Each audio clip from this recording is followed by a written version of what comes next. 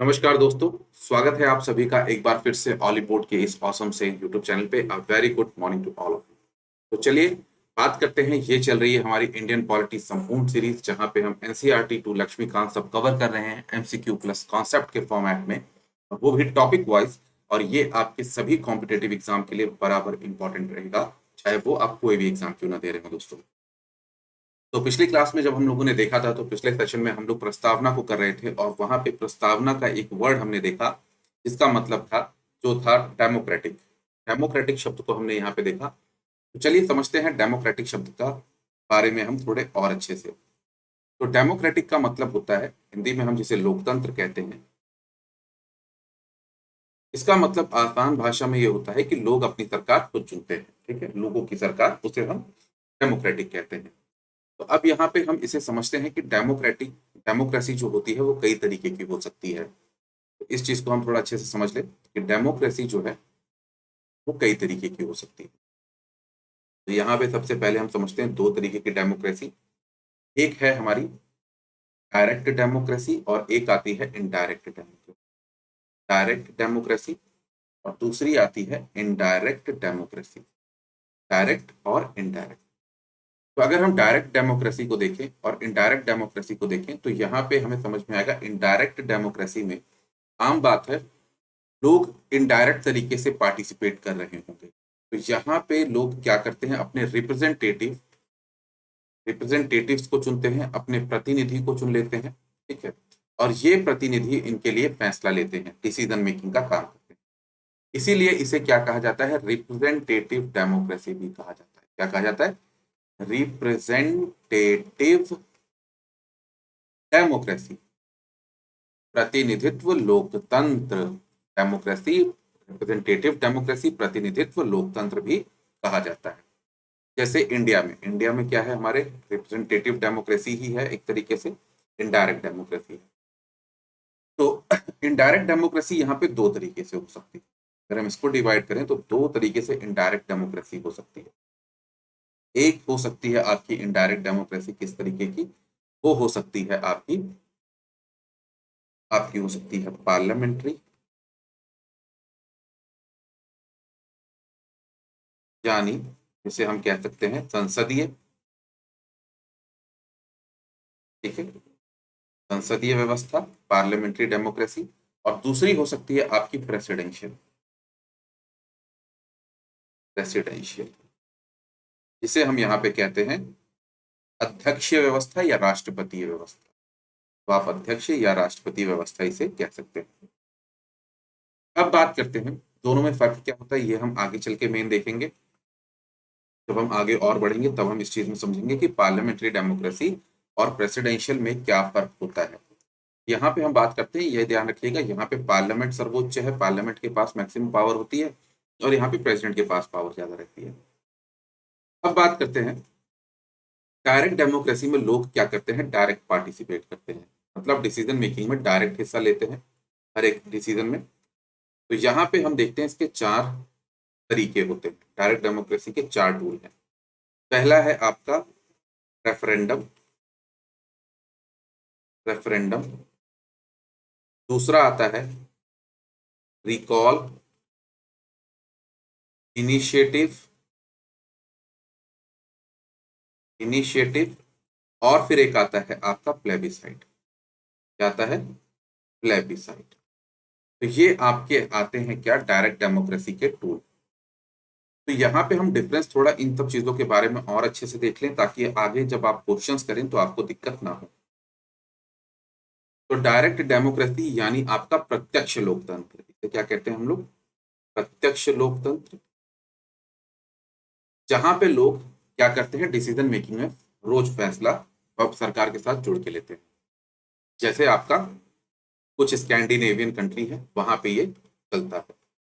तो यहाँ पे जैसे सरकार कोई कानून बिल लेके आना चाहती है, तो सरकार कानून बिल लेके कोई भी आती है, तो सरकार के उस हर कानून और बिल पे लोग जाके वोटिंग करते हैं। जैसे सरकार कोई बिल लेके आ रही है, कुछ भी लेके आते हैं, तो लोग जाके वोट करते हैं। लोग अगर वहां पे उसके ऊपर सहमत हो जाते हैं तो वो कानून माना जाता है। ठीक है, तो इसके कुछ टूल हैं, जिसमें है पहला रेफरेंडम। तो हम बस केवल कीवर्ड को पकड़ेंगे, रेफरेंडम, जिसे हिंदी में कहते हैं हम लोग परिप्रेक्ष्य।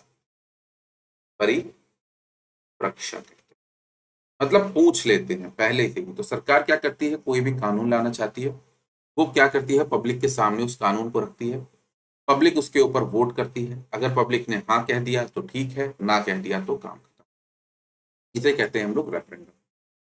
दूसरा यहाँ पे देखने को मिल रहा है इनिशिएटिव वर्ड, इनिशिएटिव यानी इनिशिएशन। तो यहाँ पे इसे हिंदी में कहते हैं पहल, और लोग यहाँ पे पहले से ही खुद ही पहल लेते हैं। जैसे लोग खुद चाहते हैं कि ये कानून लाया जाए, और इस कानून को लाए जाने के लिए लोग क्या करते हैं, सरकार से सामने अपनी बात रखते हैं, फिर इसके ऊपर वोटिंग होती है, और जब वोटिंग हो जाती है और वोटिंग में लोग सब समर्थन कर देते हैं तो वो कानून बन जाता है। इसे कहते हैं हम लोग इनिशिएटिव। नेक्स्ट आता है रिकॉल। रिकॉल का मतलब होता है किसी भी ऑफिशियल को वापस बुलाना। तो मान के चलिए सरकार में, जैसे क्या हम अभी प्रधानमंत्री राष्ट्रपति को हटा सकते हैं भारत में? नहीं हटा सकते, क्योंकि हमारे यहाँ इनडायरेक्ट डेमोक्रेसी है। डेमोक्रेसी के स्टूल में रिकॉल किया जा सकता है, समय से पहले हटाया जा सकता है। लोग जाएंगे, कहेंगे हम इसे हटाना चाहते हैं, वोटिंग होगी तो इसे हटा लेंगे। हिंदी में बड़ा डेंजरस नाम है प्रत्यावर्तन। तो कैसे लिखा जाता है सही तो पता नहीं, हो पाए ना हो पाए, बट आप ध्यान रखिएगा, प्रत्यावर्तन। तो प्रत्यावर्तन इसे कुछ कहते हैं। नेक्स्ट आता है, लास्ट आपका बचता है प्लेबिसाइड। तो प्लेबिसाइड को हिंदी में कहते हैं हम लोग जनमत संग्रह। क्या कहते हैं? जनमत संग्रह। तो जनमत संग्रह जो होता है, इसमें क्या किया जाता है कि ये है पूरी तरीके से रेफरेंडम जैसा ही, पूरी तरीके से रेफरेंडम जैसा ही होता है, एकदम डिट्टो सेम, कोई इसमें दोनों में फर्क नहीं होता। बस बात यहाँ पे ये होती है कि प्लेबिसाइड में जो ये पूरा का पूरा मैटर होता है, ये किसी बाउंड्री डिस्प्यूट, सीमा विवाद से संबंधित होता है। ठीक है, तो किसी सीमा विवाद से ये संबंधित होता है। तो ये है डायरेक्ट डेमोक्रेसी के टूल्स जो आपको ध्यान रखने हैं। एग्जाम में इनके ऊपर क्वेश्चंस 100% देखने को मिलते हैं। अब बात करते हैं, हम लोगों ने इनडायरेक्ट डेमोक्रेसी देख ली है, ठीक है, और यहाँ पे इसे हम रिप्रेजेंटेटिव डेमोक्रेसी भी कह सकते हैं। क्या कह सकते हैं? प्रतिनिधित्व लोकतंत्र कह सकते हैं। दो तरीके का मेन है, प्रेसिडेंशियल और पार्लियामेंट्री। तो अगर हम प्रेसिडेंशियल की बात करें और पार्लियामेंट्री की बात करें, तो ये दोनों डिवाइड किस आधार पर होते हैं? ऐसे तो इनमें अंदर काफी लंबा चौड़ा डिवाइड हम देख सकते हैं, बट सबसे मेन डिवीजन की बात कर लेते हैं। उसके लिए हमें समझना होगा लेजिस्लेटिव क्या होता है और एग्जीक्यूटिव क्या होता है। इन दो चीजों को हमें समझना होगा। लेजिस्लेटिव वो होते हैं जो लॉ बनाते हैं, लेजिस्लेटिव वो होते हैं जो लॉ बनाते हैं। ठीक है, जैसे हमारे यहाँ कौन बनाती है? संसद बनाती है। संसद में कौन बैठते हैं? एमपी बैठते हैं। कौन बैठते हैं? MP, member of parliament. Member of parliament क्या है? लेजिस्लेटिव। एग्जीक्यूटिव वो होते हैं जो इस लॉ को एग्जीक्यूट करते हैं। क्या करते हैं? एग्जीक्यूट करते हैं, इसके एग्जीक्यूशन का काम करते हैं। क्या करते हैं? एग्जीक्यूशन का काम करते हैं, उसे कहते हैं एग्जीक्यूटिव। तो लेजिस्लेटिव लॉ बनाता है, विधायिका। एग्जीक्यूटिव एग्जीक्यूट करता है, कार्यपालिका। तो यहाँ पे बात करते हैं, अगर सारे जो एमपी संसद में बैठते हैं ये लॉ बनाते हैं, तो इनके द्वारा बनाए गए कानून को इम्प्लीमेंट कौन करता है? उसे एक मिनिस्टर इम्प्लीमेंट करता है। कौन? मिनिस्टर। ठीक है, तो आप लोग देखते हैं मंत्री जी और सांसद दोनों अलग चीज हो जाती हैं, क्योंकि मंत्री जी के पास हो जाता है मंत्रालय। क्या हो जाता है? मंत्रालय। तो इसी एमपी में से हम किसी को कुछ को क्या दे देते हैं? एक मिनिस्ट्री दे देते हैं, जैसे रक्षा मंत्री। तो अगर रक्षा संबंधित कोई कानून है, उसकी इम्प्लीमेंटेशन कौन करेगा? रक्षा मंत्रालय करेगा, तो रक्षा मंत्री करेगा। ठीक है, उसी तरीके से शिक्षा के रीति, जैसे शिक्षा नीति अभी आई है, नई शिक्षा नीति, तो नई शिक्षा नीति को इम्प्लीमेंट कराने का काम किसका है? एजुकेशनल मिनिस्ट्री का। तो वो उसे करेगी, एजुकेशन मिनिस्टर करेगा, तो वो उसका एग्जीक्यूटिव हो गया। तो इन्होंने कानून बनाया और ये यहाँ पे इसे इम्प्लीमेंट कर रहे हैं। तो यहाँ पे इसी दोनों के आधार पर चीजें बटी हुई। इंडिया में जो है, यहाँ पे लेजिस्लेटिव और एग्जीक्यूटिव, इन दोनों के बीच में चलता है कोऑर्डिनेशन, कोऑपरेशन। ठीक है, कोऑर्डिनेशन कोऑपरेशन चलता है, क्योंकि हमारे यहाँ जो एमपी हैं उन्हीं में से मिनिस्टर निकल के आ जाते हैं। ठीक है, लेजिस्लेटिव में से ही एग्जीक्यूटिव निकल के आते हैं। और जो आपका प्रेसिडेंशियल सिस्टम होता है, इसमें यहाँ पे इसी चीज में डिफरेंस होता है। लेजिस्लेटिव और एग्जीक्यूटिव के बीच में जो पावर है, शक्ति है, उसके बीच में होता है टोटल सेपरेशन। यहाँ पे क्या होता है? सेपरेशन ऑफ पावर होता है। और यहाँ पे क्या होता है? मिक्सचर ऑफ पावर होती है between legislative and executive. Coordination होता है, कोऑपरेशन होता है। तो इसे जब हम आगे पढ़ेंगे तब वहां पे हम समझेंगे कि प्रेसिडेंशियल सिस्टम और पार्लियामेंट्री सिस्टम में क्या कितना डिफरेंस है। तो ये सब चीजें हम आगे पढ़ेंगे जब हम वहां पे पढ़ते हैं salient feature of Indian constitution को। ठीक है, तो आई होप आपको डेमोक्रेसी से रिलेटेड सारी चीजें यहाँ पे समझ में आ गई होगी। बट यहाँ पे एक और चीज ध्यान रखिएगा, डेमोक्रेसी से यहाँ पे दो बातें और निकल के आती हैं कि डेमोक्रेसी किस आधार पे, हेड ऑफ द स्टेट, कि देश का मुखिया कौन है, हेड ऑफ द स्टेट के आधार पर। तो अगर हम राष्ट्र के मुखिया के आधार पर देखें, हेड ऑफ द स्टेट के आधार पर देखें, तो वो कौन है इसके आधार पर बन के आता है। तो अगर वहां पे जो आपका हेड ऑफ द स्टेट जो है वो वंशागुत है तो उसे हम कहते हैं मोनार्की। मोनार्की जैसे आपका यूके, ब्रिटेन में अभी भी क्या है, क्वीन है, भले डेमोक्रेसी है बट क्वीन है, तो ये मोनार्की हो गई। दूसरा है रिपब्लिक, दूसरा क्या आता है, रिपब्लिक आता है। और रिपब्लिक में क्या होता है, जो हेड ऑफ द स्टेट होता है वो इलेक्टेड नॉमिनेटर होता है, जिसे हम गणतंत्र कहते हैं। ठीक है, इसलिए ब्रिटेन के आगे नहीं लिखा होता रिपब्लिक ऑफ ब्रिटेन, इंडिया के आगे इसीलिए लिखा होता है रिपब्लिक ऑफ इंडिया, क्योंकि हमारे यहाँ जो हमारे देश का अध्यक्ष है, राष्ट्र का नेता जो है, राष्ट्र का अध्यक्ष है, वो इलेक्टेड है, नॉमिनेटेड है हमारे प्रेसिडेंट ऑफ इंडिया, वंशागुत नहीं। तो ये पूरा का पूरा फर्क होता है डेमोक्रेसी में, जो आपको चीजें मेन तौर पे जान के रखनी है। तो इसे अच्छे से ध्यान रखिएगा और आराम से आगे हम प्रश्न को सॉल्व करते हैं। चलिए, तो ये पहला क्वेश्चन आ रहा है, which of these is a defining character of democracy. तो डेमोक्रेसी का एक डिफाइनिंग कैरेक्टर कौन सा है ये हमें बताना है। चलिए, that ruler governs in the interest of rule, that rulers come from wide range of social background, rulers are directly accountable to the ruled on a regular basis, या that the proceeding of legislative body is televised. तो यहाँ पे पूछ रहा है characteristic क्या होता है डेमोक्रेसी का। तो अगर हम देखें डेमोक्रेसी के कैरेक्टरिस्टिक के बारे में बात करें तो करेक्ट आंसर यहाँ पे क्या हो जाएगा, सी हो जाएगा। क्या हो जाएगा, करेक्ट आंसर सी हो जाएगा। ठीक है, करेक्ट आंसर सी हो जाएगा, क्योंकि यहाँ पे जो आपके रूलर होते हैं वो अकाउंटेबल होते हैं। ठीक है, इसके लिए रेगुलर बेसिस पे, तो आम बात है चुनाव होता है, तो अगर वो सही से काम नहीं करते तो उन्हें हटा दिया जाता है।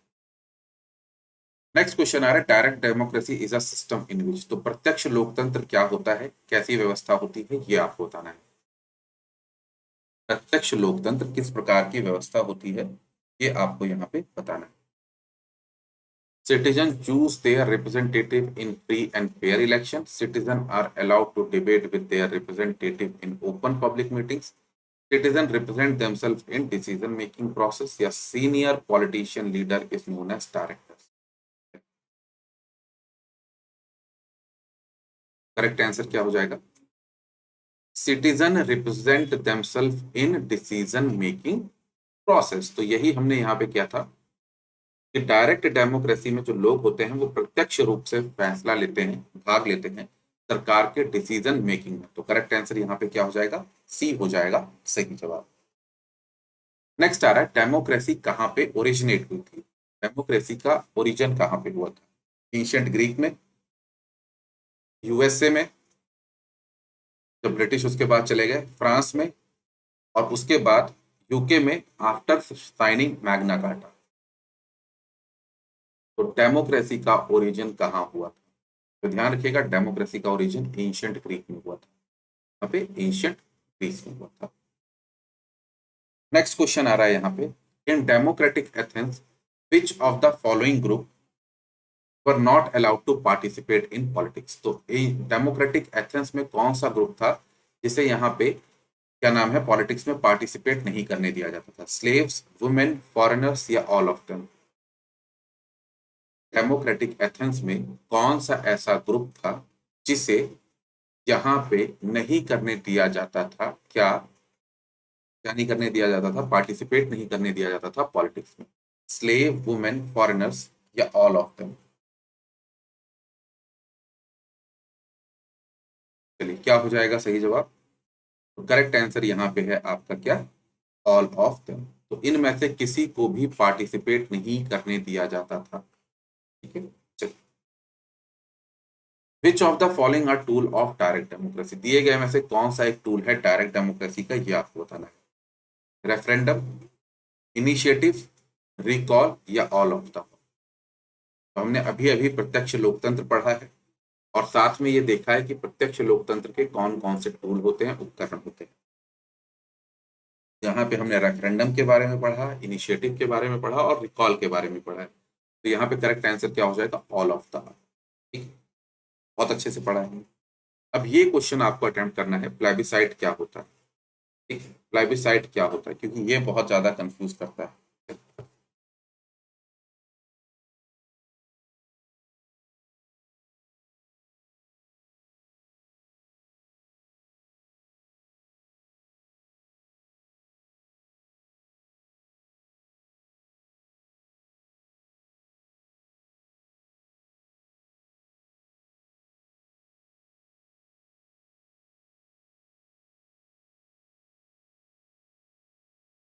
चलिए,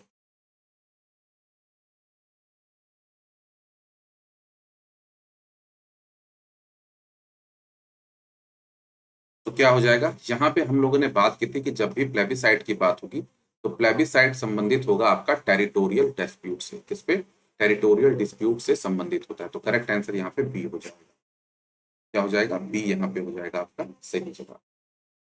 तो यहाँ पे यही पूरी पूरी बात थी जो हमने डेमोक्रेटिक की। डेमोक्रेसी जो डिपेंड करती है वो डॉक्ट्राइन ऑफ पॉपुलर सोवेरिटी पे बात करती है। सुप्रीम पावर जो होती है वो पब्लिक के पास होती है। टाइप्स होते हैं दो, डायरेक्ट और इनडायरेक्ट। डायरेक्ट डेमोक्रेसी में लोग डायरेक्ट पार्टिसिपेट करते हैं। इसके चार उपकरण हैं, रेफरेंडम, इनिशिएटिव, रिकॉल, प्लेबिसाइट, जिनको हमने बहुत अच्छे से पढ़ा।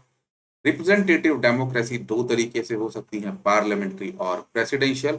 यहाँ पे इलेक्शन होते हैं यूनिवर्सल एडल्ट फ्रेंचाइज के ऊपर। तो ये सारी की सारी बात जो थी ये हमने बहुत अच्छे से यहाँ पे समझ ली। तो आई होप आपको दोस्तों सेशन अच्छा लगा होगा। तो अगर सेशन अच्छा लगा तो जरूर लाइक करें, चैनल को सब्सक्राइब करके बेल आइकन को जरूर दबाएं, ज्यादा से ज्यादा वीडियो को शेयर जरूर करें। तो thank you, best of luck, take care, मस्त रहें, जबरदस्त रहें, मेहनत करते रहें। जय हिंद, जय भारत, धन्यवाद।